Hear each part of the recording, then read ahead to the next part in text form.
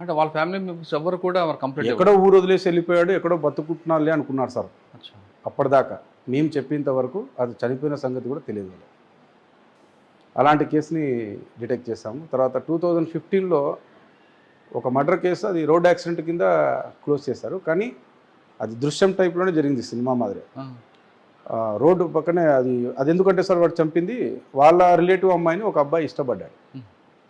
ఆ అబ్బాయిని other caste అనమాట. వీడు అబ్బాయి ముస్లిము, ఆ అబ్బాయి సమ్ ఎస్సీ బై క్యాస్ట్.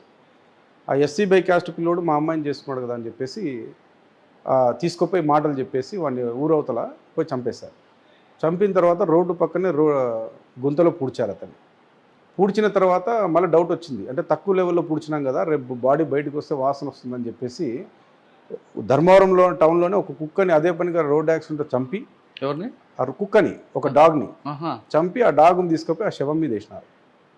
రేపు పొద్దున కుళ్ళిపోయిన వాసన వచ్చినా కుక్కదిలే అనుకోవాలని చెప్పి. ఇట్లా ఈ రకమైన డిఫరెంట్ ఐడియాలజీ గల వాళ్ళు బాగా చాలా తగిలారు సార్ బాగా. అట్లా వాడు ఒకే మర్డర్ కేసుని మేము లీడ్ చేస్తామంటే 3 మర్డర్లు ఒప్పుకున్నాడు. సో అలాంటి మంచి కేసు ఒకటి. 3 మర్డర్లు ఒప్పుకున్నారు కదా వాడు. అందులో కన్విక్షన్ వచ్చిందా? లేదు సార్, ఇంకా ట్రయల్ జరుగుతూ ఉంది, కేసు ట్రయల్ జరుగుతాం. అంటే ఆ కేసులో ఫస్ట్ కేసులో కంప్లైంట్ లేరు, ఫస్ట్ కేసు లేరు. మరి కంప్లైంట్ తీసుకున్నారు అక్కడ? తీసుకున్నారు సార్. తర్వాత తీసుకొని తర్వాత ప్రొసీజర్ స్టార్ట్ చేసి అదంతా ఫార్మాలిటీ కంప్లీట్ చేసి లీగల్ ఫార్మాలిటీస్ అన్ని కరెక్ట్గా జరిగాయి.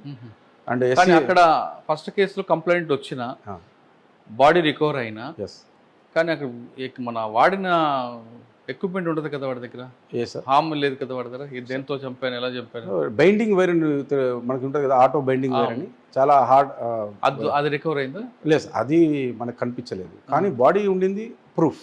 కరెక్టే, కానీ రేపు పొద్దున డిఫెన్స్ కూడా అది లీడ్ తీసుకుంటూ ఎలా చంపాడు, ఏం చెప్పాడు అని అడుగుతారు. ఇప్పుడు ధర్మవరం స్టేషన్ నుంచి ఆ బాడీ మేము ట్రేస్ చేసింది దాదాపుగా 15 నుంచి 20 కిలోమీటర్ల దూరంలో. అక్కడ ఎక్కడో ఒక వ్యక్తికి సంబంధించిన పొలాల్లో ఆడ బాడీ ఉందన్న సంగతి ఎవరు చెప్తే మాకు తెలుస్తుంది? చెప్తే తెలుస్తుంది. సో లీడ్ చేసేది ఎవరు?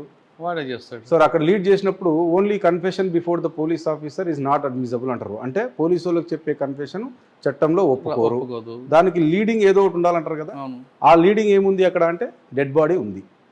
ఇప్పుడు డెడ్ బాడీ ఉందన్నప్పుడు లీడ్ వచ్చేసినట్టే కదా. సో అక్కడ కనెక్టివిటీ ఆటోమేటిక్ వచ్చేసింది. ఫిక్సప్ చేసుకున్నారు. కన్విక్షన్ గ్యారంటీ పడుతుంది సార్. Right, super. తర్వాత అండి సార్ 3 కేసులు తీసుకొచ్చిన మీ ఆఫీసర్లు ఏమన్నారు? Excellent sir. ఇంకేమంటారు సార్, దానికి ABCD అవార్డుకి నామినేట్ అయ్యింది, కానీ జస్ట్ మిస్ అయింది. అప్పుడు ఇంకా మంచి కేసులు ఏవో డిటెక్ట్ చేశారు. కరెక్టే కదా సార్. మరి అప్పుడున్న ఇన్స్పెక్టర్లు ఏం చేశారు?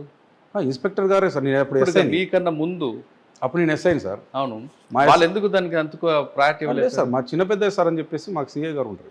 ఆయన మేమందరం కోఆపరేటివ్గా చేస్తాం దాన్ని. అంటే లీడ్ ఇచ్చింది మేము అనమాట, ఇంట్రాగేషన్ చేసింది మేము. అంటే వాడు అంత కరడుగొట్టిన క్రిమినల్ ఎలా బ్రేక్ అయ్యాడని సార్ మనం పేషెన్స్గా కూర్చోవడం. ఎమోషనల్ బ్రేక్ చేశారు. ఎమోషనల్ బ్రేక్ 100% జరిగింది సార్ అక్కడ. ఎందుకంటే కొద్దిగా రెచ్చగొట్టాం వాడిని. నువ్వేం పెద్ద ఇదేం కాదు కదరా అంటే, వాడు టెంప్టేషన్ అయిపోయి నేను వాళ్ళకంటే పెద్దోన్ని వీళ్ళకంటే పెద్దోన్ని అన్నాడు. ఒక మర్డర్ చేస్తే వాళ్ళకంటే పెద్దోన్ని ఎట్టేస్తారా అంటే, ఎవరు చెప్పినారు సార్ నేను ఒకటి చేసినానని, నేను దగ్గర 3 చేశానని చెప్పారు. సో అది పోలీస్కి బెనిఫిట్ అయింది. ఆ రకంగా మేము చూస్తే అది నిజమా కాదా అని చూస్తే 100% అన్ని ఇంటర్లింక్ వచ్చేసాయి. అక్కడ మాకు మంచి అప్రిషియేషన్. సూపర్. తర్వాత అండి సార్ దాని తర్వాత మేము పట్నం స్టేషన్ అని చెప్పి, అండ్ ముదిగుబ్బ కదిరికి మధ్యలో వస్తుంది అనమాట. అది సత్యయేసు బాబు సార్ మాకు అప్పుడు SP గారు ఉన్నారు. ఆ సార్ ఉన్నప్పుడు బాగా చేశాం సార్. ఎందుకంటే అడంగా మంచి టాస్క్లు ఏమంటే, పోతుకుంటలో ఉన్నప్పుడు ఫ్యాక్షన్ ఓరియంటెడ్గా ఒక బడన్నపల్లి అని ఒక ఊరు ఉండింది. ఆ ఊర్లో ఎక్కువ ఇష్యూస్ వస్తుంటాయి రిపీటెడ్గా. ఎలక్షన్ మారిపోయింది కాబట్టి గవర్నమెంట్ మారిన వెంటనే కొట్లాడుకునేది ఇవన్నీ జరుగుతా అంటే, ఒకరిని తీసుకొచ్చి ఫిజికల్గా కౌన్సిలింగ్ అంటే ఏందో ఆ రోజు మేము చేసాం సార్. Excellent officer sir. అట్లా ఆఫీసర్స్ ఎక్సలెంట్. ఫిజికల్ కౌన్సిలింగ్ అంటే దాని మీనింగ్ వేరే. ఫిజికల్ కౌన్సిలింగ్ అంటే ఆ మజానే, ఐ మీన్ ఆ భయం సార్. మెయిన్ పోలీస్ అంటే భయం ఉండాలండి. దాని తర్వాత కంట్రోల్ అనేది ఎలా అయిపోయిందంటే, మనం ఎన్ని లీగల్ యాక్షన్స్ తీసుకున్నా అంత కంట్రోల్ రాస్తా. అంటే నేను బియాండ్ ద లా మాట్లాడకూడదు, being the law abiding officer. But నిజం ఇది. అలా కంట్రోల్ చేస్తేనే సిస్టమ్ కొంతమంది మారుతారు, సెట్ అవుతారు. ఎవరు స్కూల్లో టీచర్ అయినా అంతే కదా సార్. ముందు మాట చెప్తాడు, వినకుంటే బెత్తం వేసి కొడతాడు. ఎందుకు ఇంట్లో అమ్మానని అంతే కదా. అమ్మానైనా 2 దెబ్బలు వేసి మార్చాల పిల్లోని అనుకుంటారు. మేము వేస్తే అది ఇల్లీగల్ అయిపోతుంది. ఓకే. తర్వాత దాని తర్వాత సార్ పోతుకుంట ట్రాన్స్ఫర్ అయిపోయాము. దెన్ పట్నం పోలీస్ స్టేషన్లో పీస్ఫుల్గా జరిగింది. ఓకే. అక్కడ ఓన్లీ మాకు ఈ సరాయి చేసేదే టాస్క్ ఉంది. ఊర్లు మారిపోయినాయి, చాలా కేసులు పెట్టాము, దగ్గర దగ్గర 90 కేసులు పెట్టాము అప్పుడు, మంచి మంచి కేసెస్ అన్నీ సరాయికి సంబంధించిన కేసులు. అదొక టాస్క్ ఉంది, అందుకే పంపించారు అప్పుడు ఎస్పీ గారు కూడా. అక్కడ ఎక్కువ ఫ్లో అవుతుంది, లిక్కర్పై కంట్రోల్ చేయకుండా వచ్చేసేసి. రైట్. తర్వాత దాని తర్వాత ప్రమోషన్ వచ్చేసి సిఏగా ప్రమోషన్ తీసుకున్నాను అండ్ నేరుగా వచ్చి రైల్వేలో first posting railway. Right sir, మీరు ఎస్ఏగా స్టార్ట్ అయిన దగ్గర నుండి సిఏ ప్రమోషన్ మధ్యలో మీకు చాలా మంది పనిచేశారు. అశోక్ బాబు గారు ఉన్నారు, తర్వాత ఎస్ బాబు గారు. అవును సార్. అందరి దగ్గర ఎవరు మీకు బాగా నచ్చిన ఆఫీసర్? అంటే అందరూ ఒక్కొక్క పర్సెప్షన్ ఉంటుంది కాదన్ను, కానీ మీ మైండ్ సెట్కి లింక్ అయిన వాళ్ళు సార్. ఇందాక ఒక ఎగ్జాంపుల్ చెప్పాను కదా సార్, ఫిజికల్ కౌన్సిలింగ్ ఏందనేది. అట్లా స్పెసిఫిక్గా పేరెందుకు అన్నట్టుగా అలాంటి ఆఫీసర్లు తిరిగి చేస్తే ప్రౌడ్గా అనిపిస్తుంది. పోలీసింగ్కి విలువ ఉంటుంది. అవును. సరే, ఇక్కడికి వచ్చారు మీరు. లా అండ్ ఆర్డర్ నుంచి ఇందులోకి రాగానే సాధారణంగా ఏమనుకుంటారంటే అందరూ ఇది ఒక పనిష్మెంట్ పోలీస్ స్టేషన్. మీ బ్యాచ్మెంట్స్ అందరూ లా అండ్ ఆర్డర్ పనిచేస్తుంటారు. అవును సార్. ఫోకల్ పోలీస్ స్టేషన్లో మీరు నాన్ ఫోకల్. ఇక్కడ ఏముంటుంది రాబాయ్ అని అనుకున్నారా? లేదు, ఇక్కడ కూడా ఛాలెంజ్ని ఫేస్ చేసి మీ మార్క్ని చూపిద్దామని వచ్చారు? 100% సార్. ఇక్కడ ఏమీ లేదు అనడానికి ఏమీ లేదు సార్. లేకుంటే జిఆర్పీని ఎందుకు పెడతారు ఇక్కడ? ఇక్కడ ఒక ఇన్స్పెక్టర్ పోస్టే అవసరం లేదు, ఏం లేకుంటే. ఇక్కడ ఏదో ఉంది అనేది 100%. అందుకనే ఇక్కడ పోస్ట్ ఇచ్చారు దానికి. సార్, ఇక్కడ నేను వచ్చినాక అబ్జర్వ్ చేసింది, నేను 2021 జూన్లో రిపోర్ట్ చేశాను ఇక్కడ.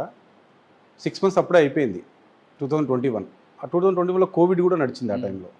అది అయిపోయిన తర్వాత ఇంక ఓన్లీ 6 months ఉంది. ట్రైన్స్ కూడా అప్పుడు కోవిడ్ టైంలో పెద్ద ఫ్లో కాలేదు. ఒక్కసారిగా తగ్గిన తర్వాత ట్రైన్స్ అన్నీ బాగా ఫ్లో అయినాయి. ట్రైన్స్ ఎప్పుడైతే ఫ్లో అయినాయో మళ్ళీ అఫెన్సెస్ స్టార్ట్ అయినాయి. స్టార్ట్ అయితే ఓకే, ఎలా ఉంటుందో భయ్ ఇక్కడ దొంగతనం అంటే క్లూలెస్ నుంచి క్లూలోకి పోవాలి కదా, ఎలా ఉంటుంది అని చూస్తే లక్కీగా సార్ మీరు నమ్మరు, ఒక నోటోరియస్ క్రిమినల్ని పట్టుకున్నాము. ఒక బీటెక్ స్టూడెంట్ చదివిన పిల్లోడిని. బీటెక్ స్టూడెంట్ చదివిన పిల్లోడు ఉమేద్ అలీ జిన్నా అతని పేరు, హైదరాబాద్ నుంచి. అతని గురించి ఇన్ఫర్మేషన్ తీసి నీట్గా సెర్చ్ చేస్తే అతని దగ్గర మేము 67 తులాల బంగారు రికవరీ చేశాం. ఒకటే ఫస్ట్ బాలే 6 పడిపోయింది. 6? ఎస్. ఎలా పడిపోయిందంటే సార్, నీట్గా విత్ ప్రూఫ్ వాడు రిజర్వేషన్స్ ఎవ్రీథింగ్ టాలీ చేసుకొని వాడు ఎక్కడెక్కడ తిరిగాడో మొత్తం మ్యాపింగ్ చేసుకొని కొట్టేస్తాం. ఎలా అండి ఒకసారి చెప్పండి ఆపరేషన్? సార్, కంప్లైంట్ ఎవరు?